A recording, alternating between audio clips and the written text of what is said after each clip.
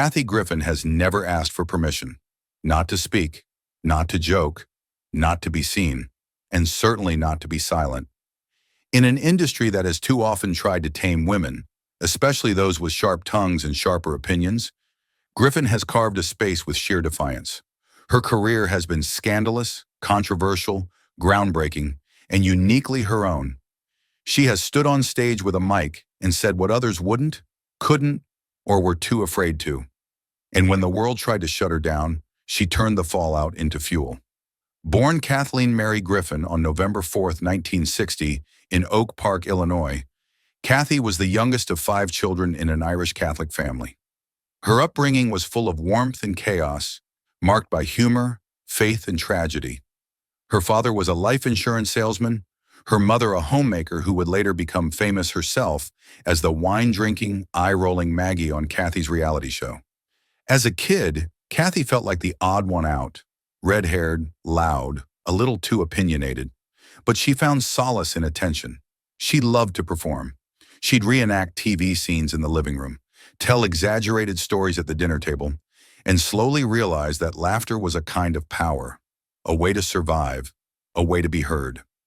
After graduating high school, she moved to Los Angeles and enrolled at the Lee Strasberg Theater Institute, studying acting but feeling drawn toward comedy. In the 1990s, Griffin became part of the Groundlings, an improvisational comedy troupe known for breeding talents like Will Ferrell, Kristen Wiig, and Lisa Kudrow. But unlike many of her peers, Kathy struggled to fit neatly into Hollywood boxes. She wasn't the ingenue. She wasn't the polished sitcom wife. She was loud, vulgar, brash, and completely original. She began appearing in guest roles on television, small parts on ER, Seinfeld, and even The Fresh Prince of Bel-Air. But her big break came in the mid-90s as a recurring character on the sitcom Suddenly Susan, where she played Vicki Groner, the acerbic office sidekick. The role gave her exposure, but not creative control. She wanted more. She wanted the spotlight, so she took to stand-up comedy. And there, she didn't just find her voice, she unleashed it. Griffin's style was brutally honest, gossipy, and unapologetically personal.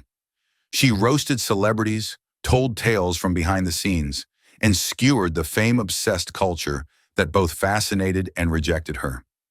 Her comedy specials, of which she would eventually release a record-setting number, became a place where she named names, spilled secrets, and refused to play nice.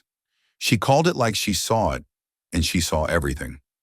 In 2005, Kathy launched her own reality series, Kathy Griffin, My Life on the D-List, which ran for 6 seasons and earned 2 Emmy Awards. It followed her desperate and hilarious climb up the Hollywood ladder, painting her not as a diva, but as a hustler, doing mall gigs, fighting with agents, being turned away from A-list parties. She played the outsider perfectly because she was one. She was a woman past 40 in an industry that treats that like a crime. She wasn't thin enough, pretty enough, agreeable enough, and she reveled in it. Her audience grew. Gay men, misfits, feminists, and anyone disillusioned with Hollywood's phoniness saw Kathy as a truth teller. She talked about politics when others wouldn't. She made jokes about religion, plastic surgery, war, and homophobia. She pushed every boundary, often gleefully, and she paid the price more than once. Venues pulled shows, critics clutched pearls, sponsors dropped out. But Kathy kept going. The most infamous moment of her career, and arguably her life, came in May 2017. In a photo shoot with artist Tyler Shields, Kathy posed holding a fake bloodied replica of then-President Donald Trump's severed head. It was grotesque, symbolic, and undeniably provocative, and it ignited a firestorm. The backlash was immediate and overwhelming. Trump called her sick. The Secret Service launched an investigation. She was dropped by CNN, where she had co-hosted New Year's Eve specials for years. Venues canceled shows. Death threats poured in. Griffin apologized. Then she retracted it. She shaved her head in solidarity with her sister, who was battling cancer. She left the country to perform abroad, unable to find work in the United States. But the exile didn't break her. It became part of her act. Her 2019 comedy tour, titled Laugh Your Head Off, leaned into the controversy, and sold out across continents. She stood on stages and told audiences exactly what it felt like to be erased and to come back anyway. Throughout all of this, Kathy battled more than just public opinion. In 2021, she announced she had been diagnosed with lung cancer, despite never having smoked. She underwent surgery to remove half of her left lung. She faced the fear with the same blunt humor she's always wielded, posting updates, cracking jokes, refusing to disappear. That same year, she also revealed a struggle with prescription pill addiction and a suicide attempt. The Kathy Griffin, who once seemed invincible, let the world see her completely vulnerable, and in doing so, reminded fans that survival isn't just loud. Sometimes it's quiet, painful, and deeply human. By 2022, she had started to reemerge. Her voice literally was affected by surgery, higher, raspier, but still unmistakably hers. Her hair, once flaming red, now grayer and natural, and she embraced it. In a recent outing, Griffin appeared makeup-free, with natural curls, sparking a viral wave of admiration for her honesty. In a culture obsessed with filters and youth, Kathy's unfiltered presence felt like rebellion. She wasn't selling perfection.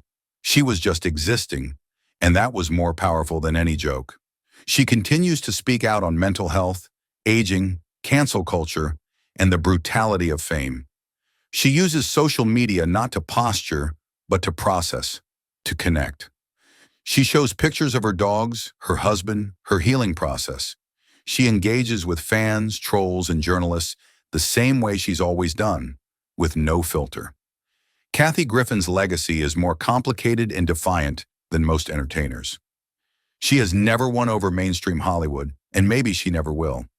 But she has something rarer: authenticity. She has performed in Iraq for troops and in drag clubs for activists. She has told jokes about her own plastic surgeries and her dead father. She has brought audiences to tears from laughter and to silence from shock. She has never played it safe, and she's never looked back. Now in her 60s, Griffin exists as a kind of cultural barometer. She reflects back what society fears: women who don't fade away, who get louder, who embrace the ugly parts, who joke about the things we're told to whisper about.